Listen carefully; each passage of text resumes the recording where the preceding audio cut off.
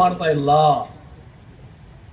ಅದಕ್ಕಾಗಿ ಮುಂದಿನ ದಿನಮಾನಗಳಲ್ಲಿ ರೈತರ ಸಲುವಾಗಿ ರೈತ ನೀತಿ, ರೈತರ ಬೆಳೆದಂತ ಬೆಳೆಗೆ ಬೆಂಬಲ ಬೆಲೆ ಕೊಡಬೇಕು, ಸೌಳು ಜೋಳು ಕೊಡಬೇಕು, ನೀರಾವರಿ ಯೋಜನೆಗಳು ಮಾಡಿಕೊಡ್ಬೇಕು.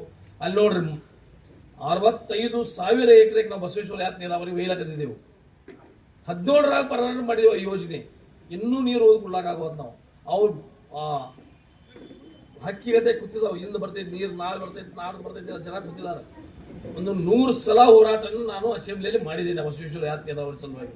27,000 ಹೆಕ್ಟರ್, 65,000 ಎಕರೆ ಅದಾರ ಆ ಭಾಗದ ನೀರಾವರಿ ಆದೈತಿ. ಯಾಕೆ ಇದಕ್ಕೆ ಒತ್ತು ಕೊಡಂಗಿಲ್ಲ ರೈತರ? ನಮ್ಮ ಸರ್ಕಾರ ಒತ್ತು ಕೊಡ್ಬೇಕಲ್ಲ ಅದಕ್ಕೆ.